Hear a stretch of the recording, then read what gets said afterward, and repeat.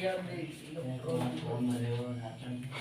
Student, कल हम लोग देखे थे रदरफोर्ड का परमाणु मॉडल।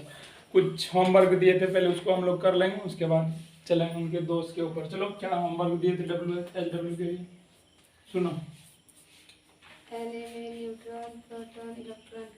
Na सोडियम में इलेक्ट्रॉन की संख्या, प्रोटॉन की संख्या और न्यूट्रॉन की संख्या, यही ना? तो सोडियम का पहले परमाणु संख्या कितना होता है बताओ?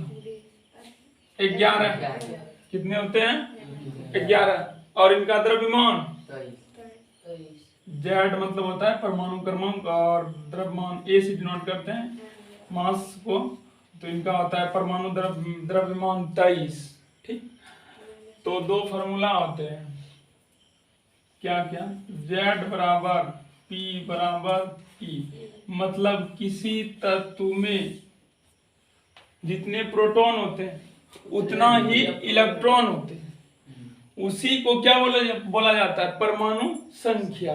परमाणु संख्या को किसे डिनोट करते हैं? Z से। यदि किसी तत्व में 11 प्रोटॉन है तो उसमें इलेक्ट्रॉन भी कितने हो जाएंगे? 11, और उनका परमाणु संख्या भी कितना हो जाएगा? 11। तो चलो और देख लेते हैं। इसमें बतलाओ Z का मान कितना है? 11। परमाणु द्रव्यमान कितना है इनका? 23, मतलब A का मान 23 है। निकालना क्या हमको? इलेक्ट्रॉन की संख्या, प्रोटॉन की संख्या और न्यूट्रॉन की संख्या। तो चूंकि जानते हैं P बराबर क्या होते हैं? E, और P बराबर क्या होते हैं? Z बराबर होता है, चूंकि P बराबर Z और Z का मान कितना है? 9। Z का मान मतलब परमाणु संख्या कितना है? 11। तो प्रोटॉन की संख्या एक आंसर है मेरे पास। अब देखो P बराबर क्या है? E, तो E बराबर P होगा कि नहीं? बराबर ना हो, मतलब P का मान कितना है? कितना है? 11। तो E का मान कितना आ गया? 11। दो चीज निकाल ले, इलेक्ट्रॉन और प्रोटॉन की संख्या निकाल ली, 11। अब क्या निकालेंगे? न्यूट्रॉन की संख्या। तो सूत्र होता है न्यूट्रॉन बराबर A - Z। परमाणु द्रव्यमान में परमाणु संख्या को घटा देते हैं वो, तो न्यूट्रॉन की संख्या प्राप्त हो जाती है। ठीक, तो चलो क्या है? A का मान 23 माइनस Z का मान 11। आगे चल करके देखेंगे, गहराई से जानेंगे इसको। अभी इसी तरह से कितना आएगा? 12।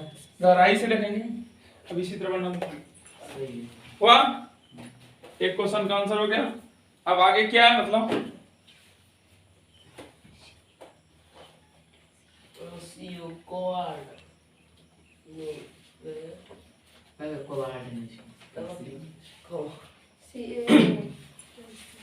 कैल्शियम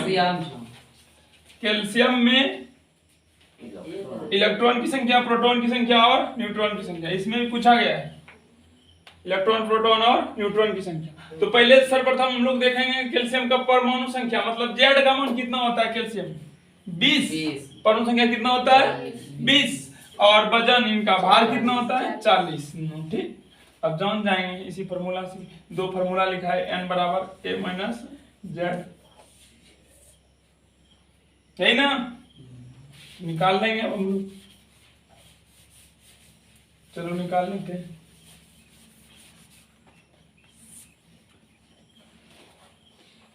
परमाणु संख्या कितना है इनका? 20। तो प्रोटॉन की संख्या कैल्शियम 20, इलेक्ट्रॉन की संख्या 20। जितना परमाणु संख्या उतना ही क्या होते हैं? प्रोटॉन होते हैं, उतना ही क्या होते हैं? इलेक्ट्रॉन होते हैं। मतलब डायरेक्ट बाबू, प्रोटॉन की संख्या कितना होगा इसमें? कैल्शियम में 20। इलेक्ट्रॉन की संख्या कितनी होगी? जल्दी बताओ। 20 यार, सीधा सरल सवाल है। तो चूंकि क्या है? Z बराबर P बराबर Z। P बराबर क्या है बाबू? Z, या Z बराबर P लिखो, या तो P बराबर Z। तो P का मान, Z का मान कितना है? 20। तो प्रोटॉन की संख्या 20। अगेन इलेक्ट्रॉन की संख्या निकालना, प्रोटॉन की संख्या निकाल लिया, चूंकि जानते हैं E बराबर क्या होते हैं? P। प्रोटॉन की संख्या कितना प्राप्त हुआ है? 20। E बराबर 2 आंसर आ गया है। अब क्या निकालना? न्यूट्रॉन की संख्या। न्यूट्रॉन की संख्या बराबर N बराबर सूत्र क्या होते हैं? A - Z। तो A का मान मतलब वजन कितना है? भार कितना है? 40 - 20। जल्दी घटाओ। 20 सही है। 20 भागने सही है।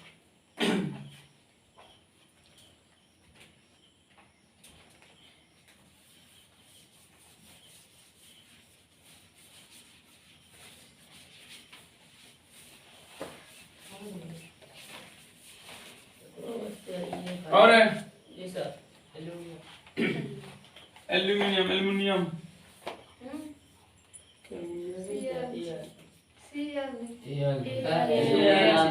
एल में इलेक्ट्रॉन की संख्या, प्रोटॉन की संख्या और न्यूट्रॉन की संख्या, तीनों की संख्या ज्ञात करनी है। पता है हमको एल्यूमिनियम का परमाणु संख्या कितना, एटॉमिक नंबर है 13, जेड का मान 13, द्रव्यमान वजन कितना होता है 26। यही होता है। चलो निकाल लेते हैं। क्या जानते हैं ई बराबर क्या होता है, ई बराबर जेड होता है, बराबर ना वो तीनों चीजें हैं आपस में, जेड माइन बराबर पी बराबर ई। हम लिख सकते हैं जेड बराबर ई डायरेक्ट, जेड बराबर ई बराबर जेड लिखो या जेड बराबर ई। तो ई बराबर कितना, जेड का मान 13, इलेक्ट्रॉन की संख्या कितनी हो गई यहाँ पर 13। अब क्या है पी निकालना हमको, पी ई तो निकाल लिए, पी निकालना है। तो पी बराबर क्या लिख सकते हैं, जेड लिख सकते हैं। तो जेड का मान कितना है मेरे पास 13, पी का मान 13। ठीक, अब क्या निकालना, न्यूट्रॉन एन बराबर ए माइनस जेड, परमाणु द्रव्यमान घटाओ परमाणु संख्या बराबर न्यूट्रॉन की संख्या होती है। तो ए का मान कितना है, वजन कितना 26, परमाणु संख्या 13 घटाओ 13 न्यूट्रॉन। ओके हाइड्रोजन पर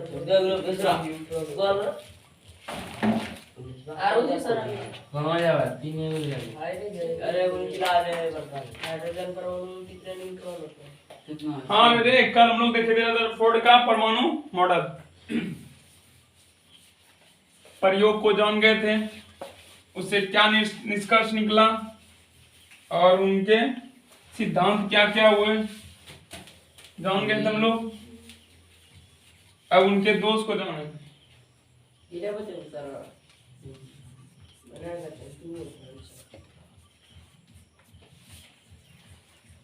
परमाणु मॉडल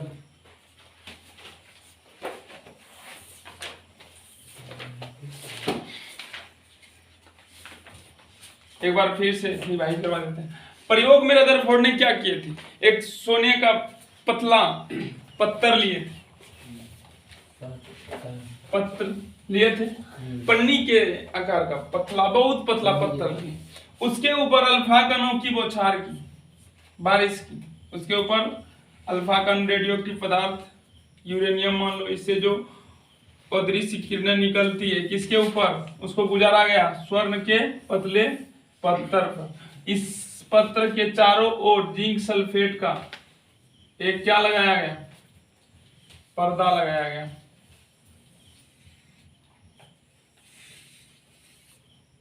जिससे पता चलता है इसके ऊपर प्रवाहित करने पर क्या हुए, कुछ किरणें सीधी रेखा में निकल गई, लेकिन कुछ किरणें क्या हुआ, विक्षेपित हो गया अपने पथ से, और बहुत ही कम किरणें इसी दिशा में पुनः लौट गई, बहुत ही कम किरणें। इससे क्या साबित हुआ कि परमाणु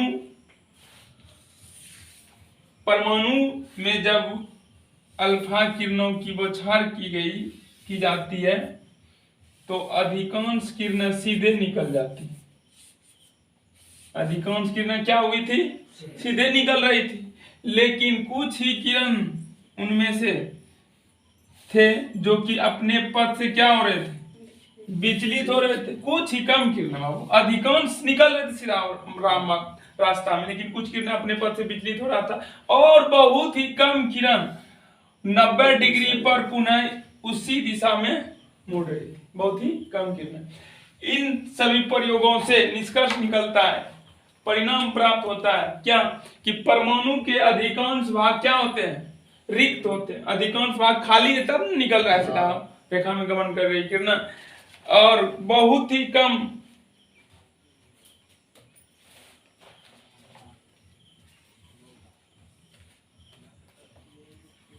परमाणु के मध्य भाग में कौन सा चार्ज चार्ज रहता है, प्लस चार्ज। इसे साबित हो गया कि परमाणु के मध्य भाग में प्लस चार्ज रहता है, जिसका आयतन परमाणु के तुलना में बहुत नगण्य होता है। देखो परमाणु बहुत बड़ा है लेकिन नाभिक बहुत क्या छोटा है, इसी प्लस चार्ज के भाग को क्या बोला गया, नाभिक। रदरफोर्ड ने किसका खोज कर डाला, नाभिक का खोज कर दिया। उसके बाद आज हम लोग उनके दोष को जानेंगे, उनके दोष, रदरफोर्ड मॉडल के दोष, रदरफोर्ड मॉडल के दोष। क्या क्या दोष उत्पन्न हो गए उसमें।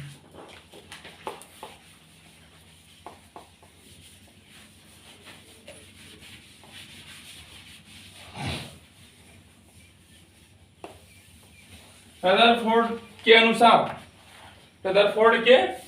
अनुसार प्रोटॉन जो होते हैं कहाँ होते हैं, नाभिक में। प्रोटॉन कहाँ होते हैं, नाभिक में। और इलेक्ट्रॉन क्या होते हैं, चारों तरफ गति करती है। किस रूप में, वृत्ताकार पथ में, इस रूप में। इसी रूप में बोल रहे थे रदरफोर्ड कि इलेक्ट्रॉन जो होते हैं वृत्ताकार पथ पर गति करते रहते हैं, लेकिन ऐसा नहीं होता है। इलेक्ट्रॉन जो घूमता है इस प्रकार से नहीं घूमता है। इलेक्ट्रॉन वास्तव में इस रूप में घूमता है, एक वृत्तीय पथ पर, दूसरा इलेक्ट्रॉन दूसरे वृत्तीय पथ पर, तीसरा इलेक्ट्रॉन तीसरे वृत्तीय पथ पर। इलेक्ट्रॉन इस फॉर्म में नहीं घूमता है। किस फॉर्म में घूमता है, इस फॉर्म में। एक पे घूम रहा है तो एक ही पे घूमेगा, दूसरे वृत्तीय पथ पे घूम रहा है तो इसी पथ पे घूमता है इलेक्ट्रॉन। सौरमंडल के समान, जिस प्रकार सौरमंडल में क्या होते हैं, मध्य भाग में सूर्य रहते हैं, उसके चारों ओर नक्षत्र घूमते रहते हैं, ग्रह सब क्या होते हैं, एक वृत्तीय पथ पर घूमते रहते हैं। लेकिन रदरफोर्ड क्या बोल रहे थे, परमाणु के मध्य भाग में प्रोटॉन रहते हैं और इलेक्ट्रॉन इस रूप में घूमता है, इस रूप में नहीं घूमता है। ठीक, तो दोष दे करके नंबर 1 लिखो।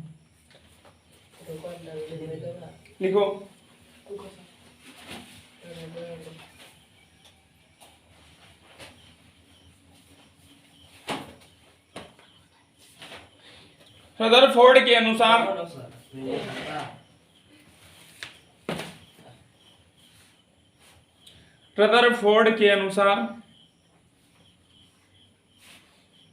दोष लिखा रहा है रदरफोर्ड मॉडल के दोष।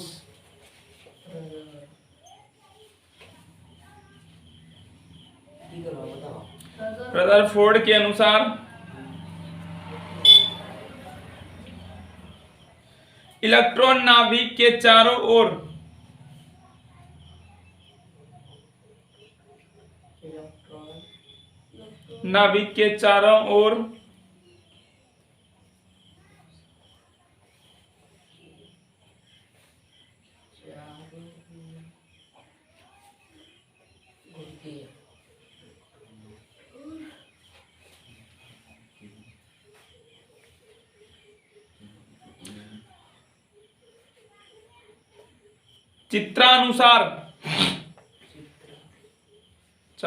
चित्रानुसार नहीं घूमती है।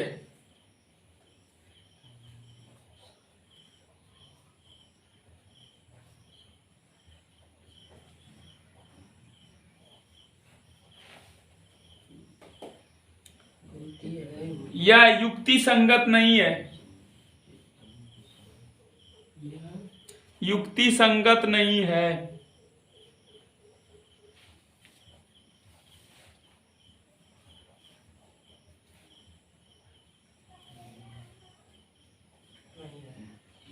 क्योंकि इस प्रकार का परमाणु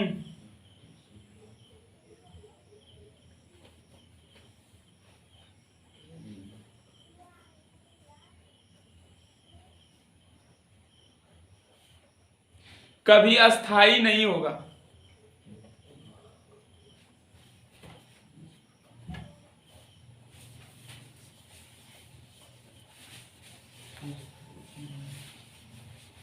नीचे फिगर बनाना है तुम लोग को। रदरफोर्ड के अनुसार इलेक्ट्रॉन किस रूप में घूमता है, नाभिक के चारों ओर घूमता है। तो रदरफोर्ड इस प्रकार से बोल रहे थे कि बीच में नाभिक है और इलेक्ट्रॉन इस रूप में घूम रहा है। इस रूप में नहीं घूमता है। आगे जब रिसर्च हुआ, खोज हुई, तो बोर एक वैज्ञानिक आए। बोर के अनुसार इस रूप में एक वृत्तीय पथ पर एक कक्ष में ही घूमते, सिर्फ एक ही कक्ष में एक ही वृत्तीय पथ पर इलेक्ट्रॉन घूमता है। ये युक्ति संगत है। ऐसा परमाणु में इलेक्ट्रॉन घूम सकता है, लेकिन इस प्रकार से इलेक्ट्रॉन परमाणु के अंदर नहीं घूम सकता।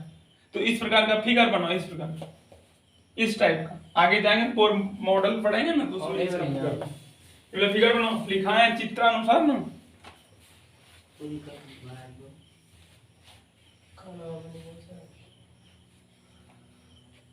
जिलेबी बना लो यार, बस हो गया। हाँ जिलेबी।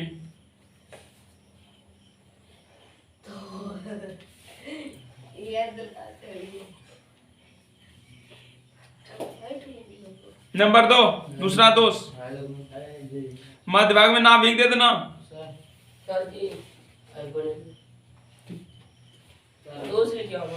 नंबर 2, दूसरा दोष लिखा है। इस मॉडल के अनुसार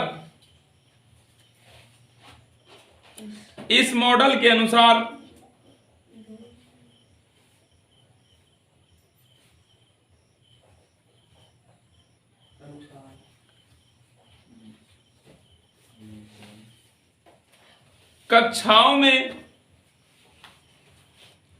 इस मॉडल के अनुसार कक्षाओं में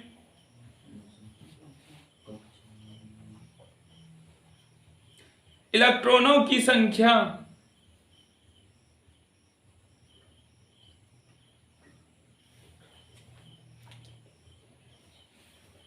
निश्चित नहीं की गई।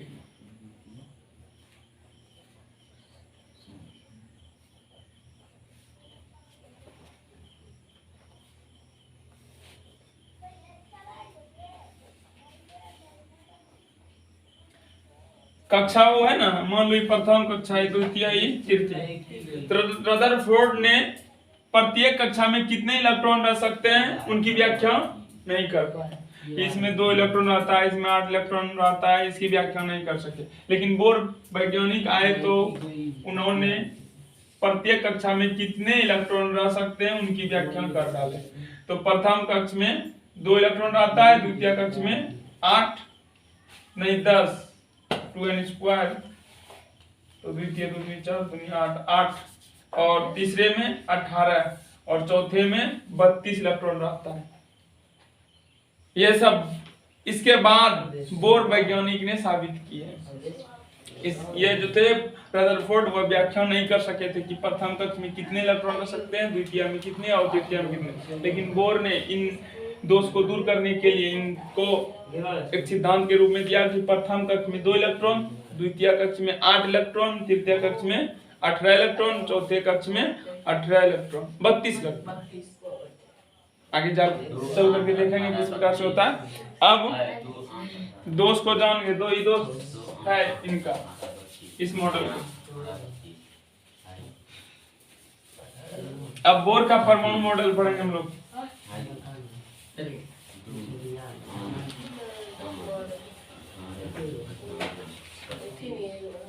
बोर का परमाणु मॉडल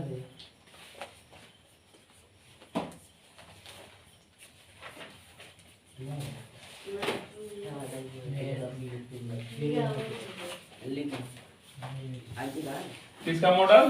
बोर का परमाणु मॉडल।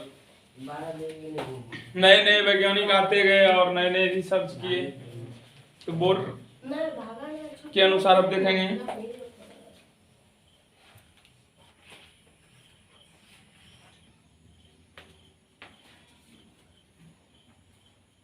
बोर का परमाणु मॉडल। रदरफोर्ड के दोष को दूर करने के लिए बोर ने 1913 ईस्वी में, कब 1913 ईस्वी में परमाणु संरचना के बारे में एक सिद्धांत दिए और बोले कि इलेक्ट्रॉन जो होते हैं नाभिक के चारों ओर एक वृत्तीय पथ पर घूमती है। इलेक्ट्रॉन क्या होती है? एक वृत्तीय पथ पर घूमती है, वृत्तीय पथ पर एक कक्ष में। लेकिन रदरफोर्ड के अनुसार कैसा था वो, इस प्रकार से हो रहा था, इस प्रकार से। लेकिन यह युक्ति संगत नहीं है, इस प्रकार के परमाणु अस्थायी नहीं होते। लेकिन बोर के अनुसार, वह बोले बोर की इलेक्ट्रॉन तो घूमता है लेकिन एक निश्चित वृत्तीय पथ पे घूमता है। अगर इसमें घूम रहा है तो इसी में सिर्फ ही घूर्णन करेगा, इसमें घूम रहा है तो इसी में घूमते रहेगा, दूसरे कक्ष में नहीं जाता है। उसके बाद दूसरा पॉइंट बोले, पहला बिंदु क्या बोल रहे थे कि इलेक्ट्रॉन जो होते हैं वृत्तीय पथ पर घूमते हैं चारों ओर। द्वितीय बिंदु में बोले हैं कि इलेक्ट्रॉन जब घूमते तो ऊर्जा का खपत नहीं होता है। तृतीय बात बोले बाबू कि जिस पथ पर घूमते हैं इलेक्ट्रॉन, ये दोनों इलेक्ट्रॉन, कोई भी इलेक्ट्रॉन जिस पथ पे घूमते हैं उसे कक्ष कहते हैं। ये सब क्या है, वृत्तीय पथ है। इस वृत्तीय पथ को क्या बोला जाता है, कक्ष। इसको के एल एम और एन से डिनोट किया जाता है। जिस पथ पर इलेक्ट्रॉन घूमता है उस पथ को क्या बोलते हैं, कक्ष। कक्ष प्रथम कक्ष को के, द्वितीय कक्ष को एल, तृतीय कक्ष को एम और चतुर्थ कक्ष को एन। पहली बात क्या बोल रहे थे, इलेक्ट्रॉन चारों ओर घूमते हैं, जिस पथ पर घूमते हैं उसको कक्ष बोलते हैं। उसका नाम क्या क्या है, के, द्वितीय का एल, तृतीय का एम, चतुर्थ का। अभी तक 4 ही कक्ष की खोज हुई है बोर के अनुसार। तो लिखो बोर का सिद्धांत, बोर का सिद्धांत क्या है।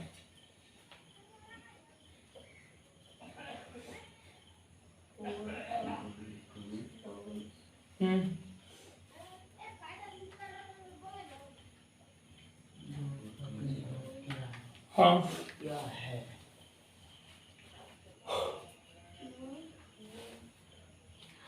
लिखना। नील्स बोर ने, नील्स नौद्री क्या लॉसो समझो, नौद्री की क्या लॉसो समझो। नील्स बोर ने 1913 ईस्वी में,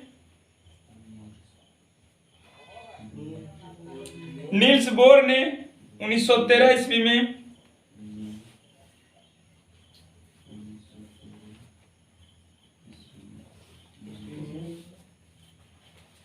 रदरफोर्ड मॉडल के दोष को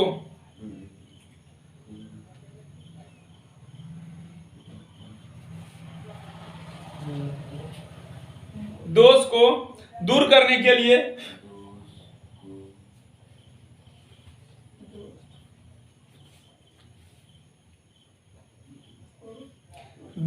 के लिए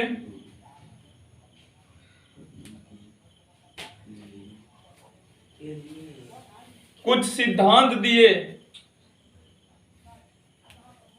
जो इस प्रकार है।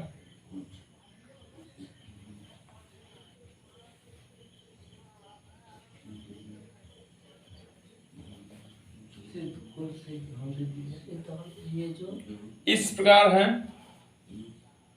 प्रकार है।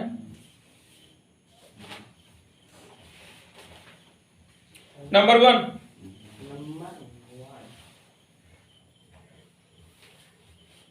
परमाणु में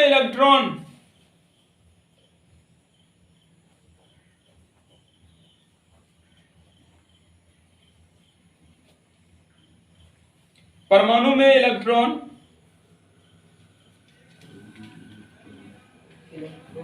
नाभिक के चारों ओर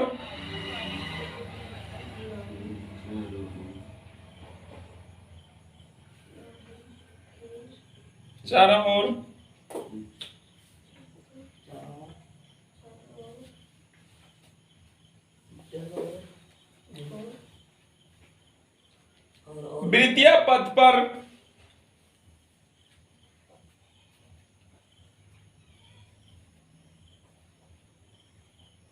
घूमता है।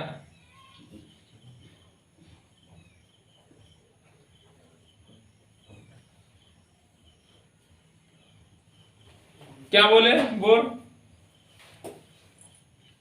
परमाणु में इलेक्ट्रॉन जो होते हैं एक वृत्तीय पथ पर नाभिक के चारों ओर घूमते हैं। इलेक्ट्रॉन नाभिक के चारों ओर घूमता है।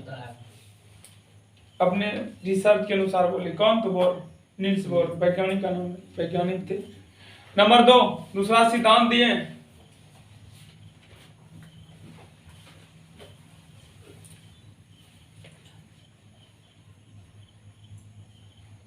जब इलेक्ट्रॉन नाभिक के चारों ओर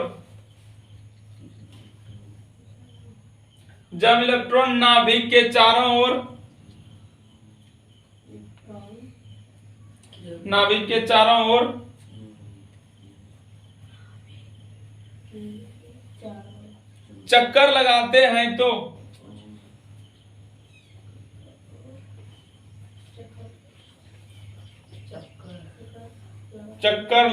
हैं तो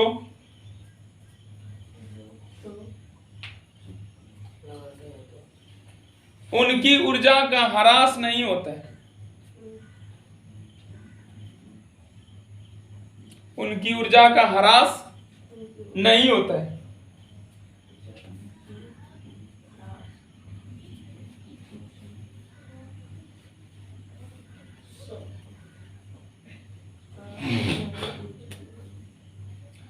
तृतीय सिद्धांत दिए हैं,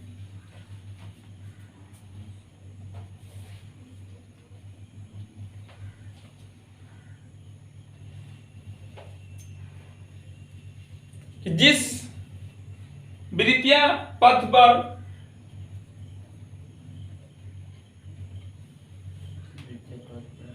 इलेक्ट्रॉन घूमते हैं, हाँ 3 जिस वृत्तीय पथ पर इलेक्ट्रॉन घूमते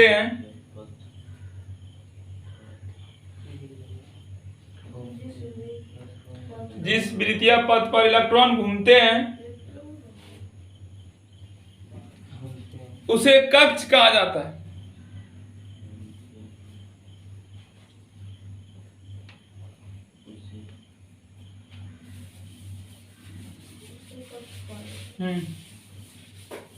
उसे क्या कहा जाता है? कक्ष।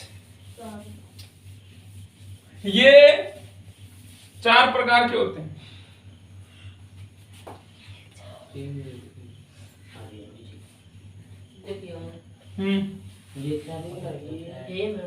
उसी में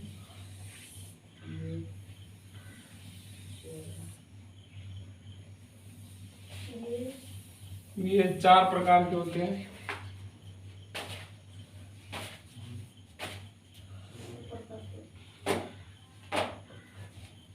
हो गया? अभी तक अन्नू इधर इलेक्ट्रॉन घूम रहा हो। गौर बोले कि नाभिक के चारों ओर इलेक्ट्रॉन घूमते रहते हैं, जो कि एक निश्चित वृत्ताकार पथ पर घूमता है। नहीं कि घूम रहा घूमते घूमते फैलते जागना, वैसा नहीं होता है। एक निश्चित वृत्ताकार पथ पे घूमता है। इसमें घूम रहा है, इसी में घूमेगा। जिसे क्या बोला गया? कक्ष बोला गया। कितने प्रकार के होते हैं? 4 प्रकार के। तो प्रथम को के नाम रखेंगे। प्रथम कक्ष को क्या बोले जाते हैं? के। द्वितीय को क्या बोले जाते हैं? एल। तृतीय कक्ष को एम। चतुर्थ कक्ष को एन बोला गया। यही बोला गया। इसका गणितीय मान प्रथम को 1 लिखते हैं, द्वितीय को 2, तृतीय को 3, चतुर्थ कक्ष को 4 नहीं लिखेंगे। नहीं रे, सबसे छोटा कक्ष कौन सा है? यही है। इससे बड़ा है, फिर ई बड़ा है, ई बड़ा है। उसी प्रकार से नहीं लिखेंगे। 1 छोटा होते हैं, 2 उससे बड़ा होते हैं, इससे भी बड़ा कौन होता है? 3 अंदर से बाहर की ओर काउंटिंग करते हैं। ठीक, इसको एक बार फिगर तुम लोग कॉपी में नोट कर लो एक बार, और इस तरह से फिगर में दर्शा लो तिरछी दे करके। के, एल, एम और एन। जल्दी से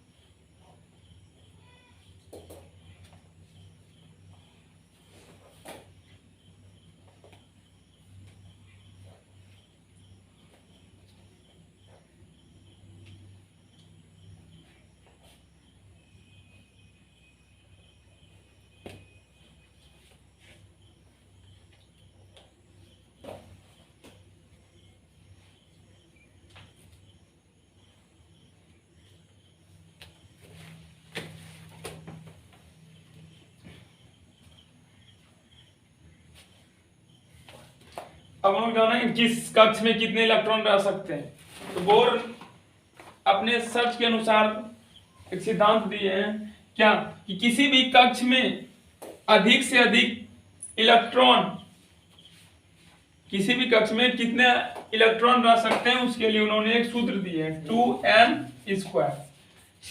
कौन सा सूत्र दिए हैं 2n²। इसमें n कक्ष है,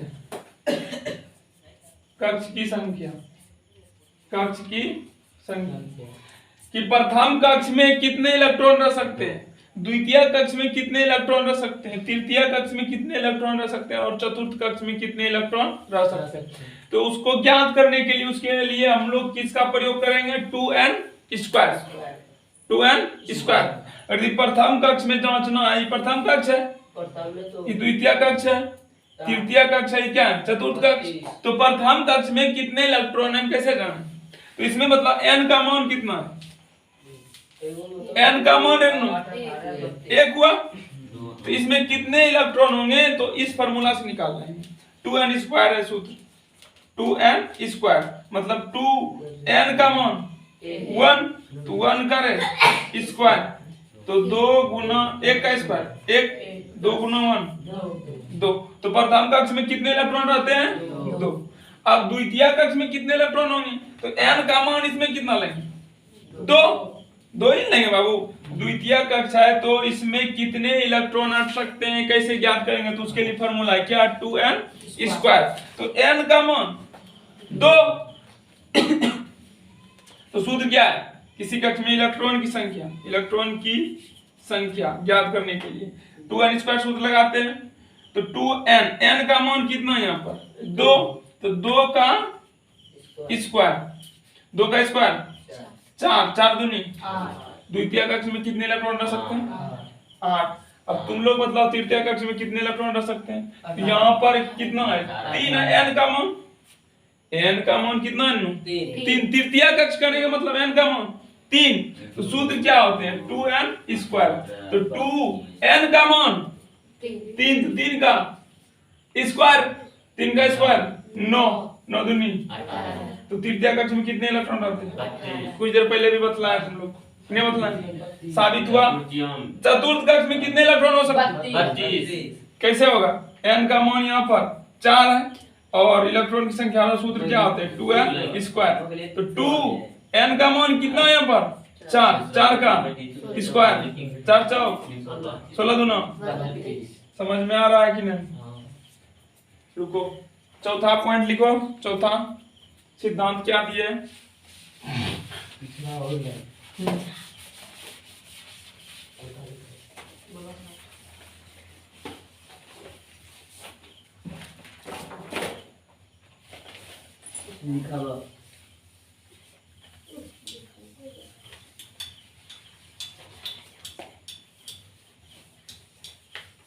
किसी कक्षा में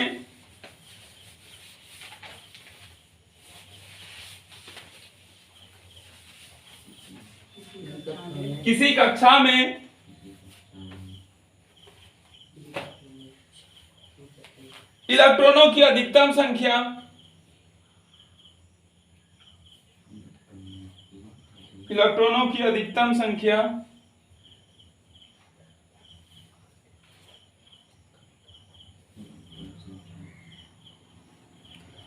को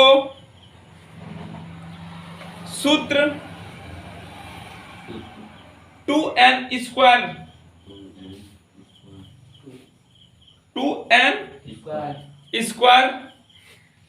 से प्राप्त करते हैं। हाँ कि पहले कक्ष में कितने इलेक्ट्रॉन है तो उसके लिए हम लोग किस फॉर्मूला का उपयोग करेंगे 2n²।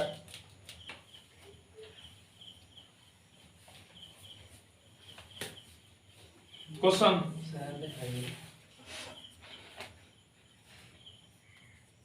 द्वितीय कक्ष में इलेक्ट्रॉनों की अधिकतम संख्या ज्ञात करें। चलो याद करके दिखाओ होगी फटाफट, क्वेश्चन आ सकता है एग्जाम में इस टाइप का। क्या करेंगे वो तो उसके लिए हम लोग जानते हैं सूत्र क्या, 2n²। द्वितीय कक्ष में तो n का मान रूपांतर बने माने की बना, रुक जाते हैं।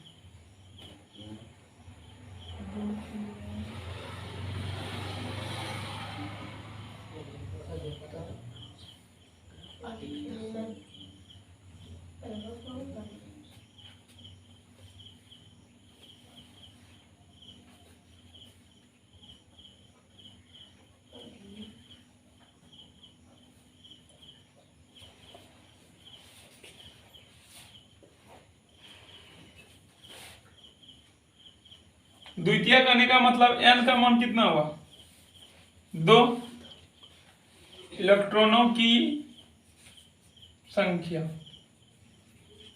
सूत्र क्या जानते हैं, 2n² जानते हैं हम लोग। तो 2n का मान यहाँ पर कितना है 2, तो 2 का स्क्वायर, 2 का स्क्वायर में 4, 4 इंटू 2 कितना 8 इलेक्ट्रॉन। ओके समझ में आ गया हो। अब यहां पर दे रहे हैं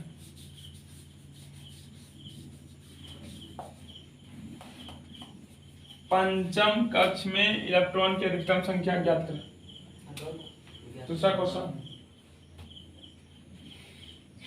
फटाफट, रुकना नहीं है, सीख गए हम लोग। अब काम की देना सर पंचम कक्ष में इलेक्ट्रॉन की अधिकतम संख्या ज्ञात करें। फटाफट,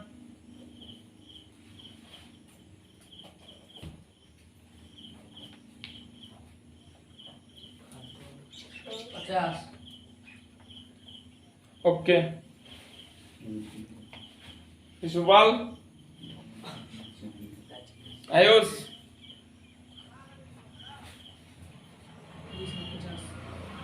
मस्त। n का मान 5 लेंगे तो n का मान 5, तो 5 का स्क्वायर करेंगे अब की बार, 5 का स्क्वायर 25, 25 दूनी मस्त 50 रखते। एक और कर लो, सप्तम कक्ष में इलेक्ट्रॉन की अधिकतम संख्या क्या है, फटाफट।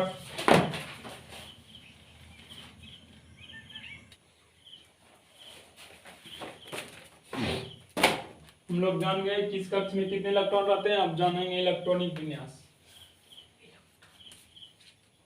बोर-ब्यूरी योजना के तहत इलेक्ट्रॉनिक विन्यास।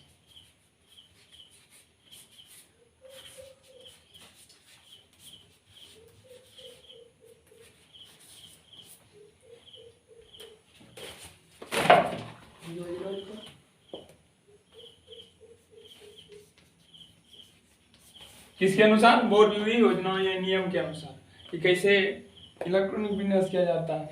इसके अनुसार हम सिर्फ परमाणु संख्या 18 तक के तत्वों की का ही इलेक्ट्रॉनिक विन्यास कर सकते हैं।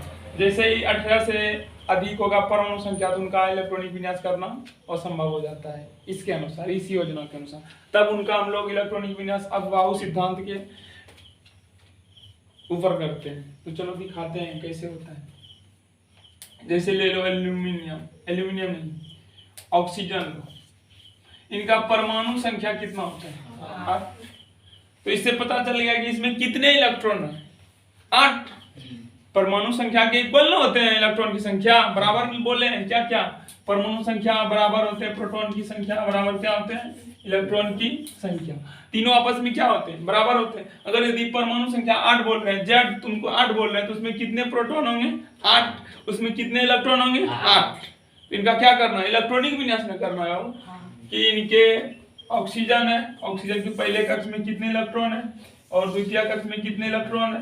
ऑक्सीजन का परमाणु है मान लो, तो इनके प्रथम कक्ष में कितने इलेक्ट्रॉन है, द्वितीय कक्ष में कितने इलेक्ट्रॉन है और तृतीय कक्ष में, ऑक्सीजन के तृतीय कक्ष में कितने इलेक्ट्रॉन है। तो कैसे जानेंगे, इलेक्ट्रॉनिक विन्यास के आधार पर। हमारे पास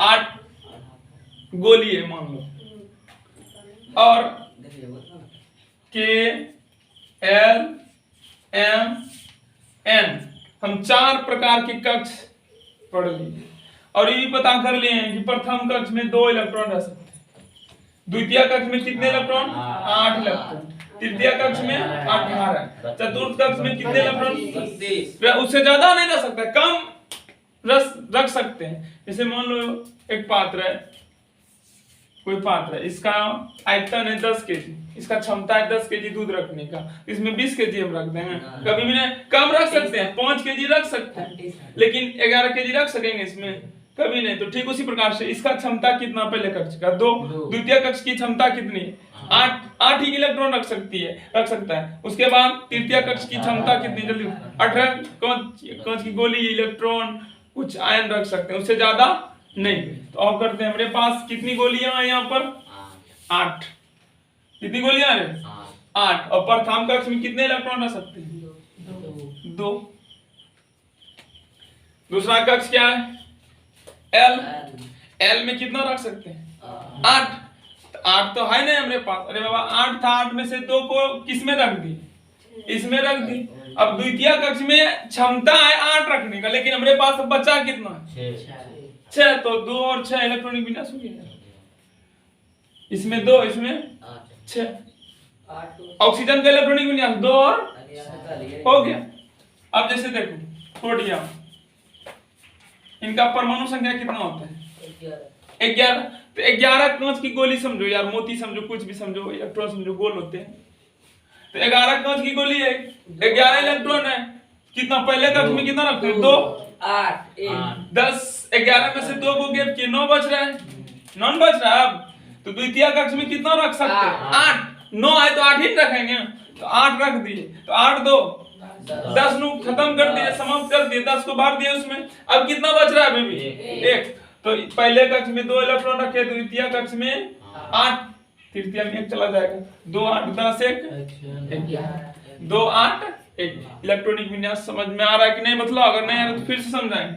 अब जैसे ले लो एल्यूमिनियम, 3 कक्ष है, के है, एल है, एम है और एन।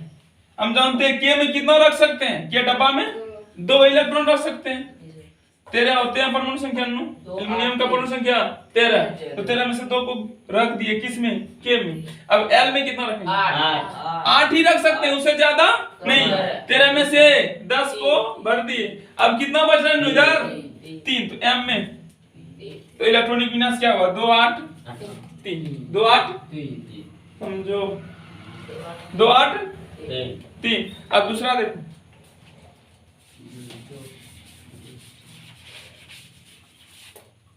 जैसे ले लो सल्फर, इनका इलेक्ट्रॉनिक विन्यास करना है, तो परमाणु संख्या कितना, 16 होते हैं, तो के एल एम एन, ये एक कक्ष, के में कितना रख सकते हैं, 2 लिख देते हैं लोग, तब समझ में आएगा तुम लोग। के में कितने अधिकतम इलेक्ट्रॉन रख सकते हैं, 2, एल में कितने इलेक्ट्रॉन रख सकते हैं, 8, एम में कितने इलेक्ट्रॉन रख सकते हैं, 18, एम में एन में 32। निकालने का तरीका भी मतलब है, वो 2n स्क्वायर, 2n इसी फार्मूला से निकालते हैं बाबू। तो चलो 16 इलेक्ट्रॉन हमारे पास, तो के में कितना रख सकते हैं, 2 ही रख सकते हैं।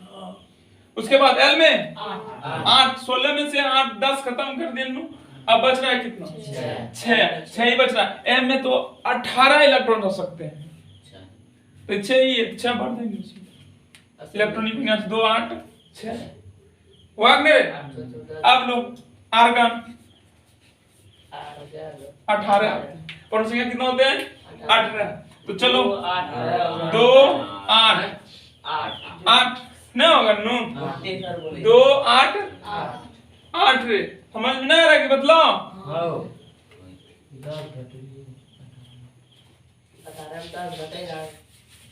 क्लोरीन परमाणु संख्या 17, परमाणु संख्या के एल एम एन, तुम्हारे पास 4 डब्बा है तुम्हारे पास, और के की क्षमता है कितनी, 2, तो 17 में से 2 इसमें भर देंगे, 2 लेकर के इसमें रख दी, पुनः इस एल का अब इनसे यहाँ पर कितना रख सकते हैं, 8, तो 17 में से 2 को तो गैप कर दिए, कितना बच रहा है 15। 15 से 8 गोली फिर निकालेंगे, यहाँ 8 गोली रख दी तो 10 गोली गैप कर दिए, भर दिए उसमें। यहाँ कितना बच रहा है 7, और M 7 को उठा कर क्यों ला रहे हैं, अटेगा कि नहीं 7 मतलब अटे नहीं। M की क्षमता कितनी है जल्दी बता, 8 गुल्ली रखने का, 8 कांच को रख सकते हैं उसमें, इतना बड़ा डब्बा, बड़ा डब्बा 8 है तो 7 ही तो खूब आराम से हट जाएगा नु। इलेक्ट्रॉनिक विन्यास 2 8 7, यही है इलेक्ट्रॉनिक विन्यास। ये ओल्ड सिस्टम 4V योजना के तहत इस प्रकार करते हैं, और इस नियम के तहत हम सिर्फ 18 तक के ही तत्व को इलेक्ट्रॉनिक विन्यास कर सकते हैं, इससे ज्यादा का नहीं। उससे ज्यादा का करने के लिए अफवाह सिद्धांत का प्रयोग करना पड़ता है, वो बतलाएंगे धीरे धीरे सब कर देंगे। लो एक और नियॉन, नियॉन का परमाणु संख्या 10 दिए, मतलब कितना होगा इलेक्ट्रॉनिक विन्यास हम जानते हैं, पहले का 2 और 8 हो गया, यही ना नहीं होगा। फ्लोरीन 9 कितना होगा 2 और 7, पहले कक्ष में 2 रखते हैं, द्वितीय कक्ष में 8 रखने का क्षमता है, लेकिन साथी तो खूब आराम से रखेंगे, नहीं रखेंगे। लो कार्बन 6 होते हैं, पहले कक्ष में 2 और 4, इसका क्षमता द्वितीय कक्ष का है क्षमता 8, तो 8 है ये नहीं है 4, ये तो 4 2 और इलेक्ट्रॉनिक विन्यास नहीं होगा। तो HW में घर के लिए 1 से 18 तक के तत्वों को लिखा देते हैं, घर में बना ला तुम लोग। इलेक्ट्रॉनिक विन्यास ओल्ड सिस्टम पे सिखा दिए, और किसी भी कक्ष में कितने इलेक्ट्रॉन रह सकते हैं उसके लिए क्या सूत्र लिखा है 2m², बोलना नहीं कभी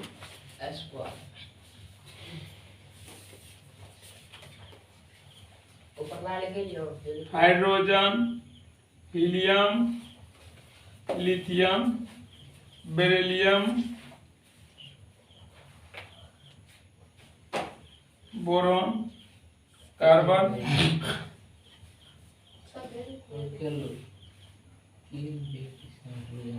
फिर क्या होता है हाइलीबेबोका ना, नाइट्रोजन, ऑक्सीजन,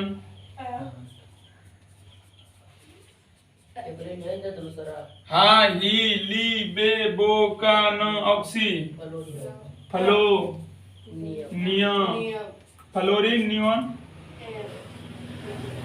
सो मैग्नी,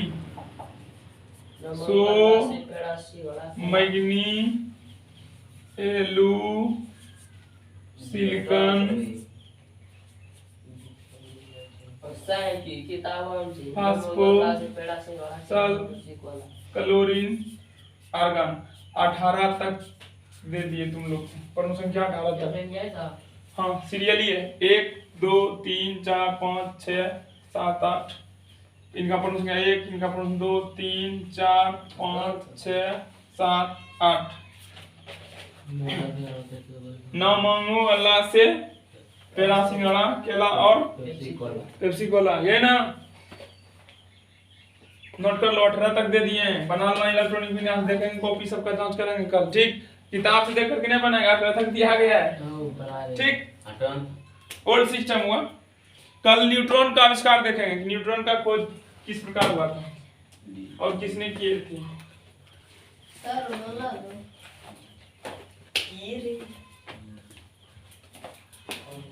आज की क्लास में आए तक, अगली क्लास में देखेंगे, ठीक।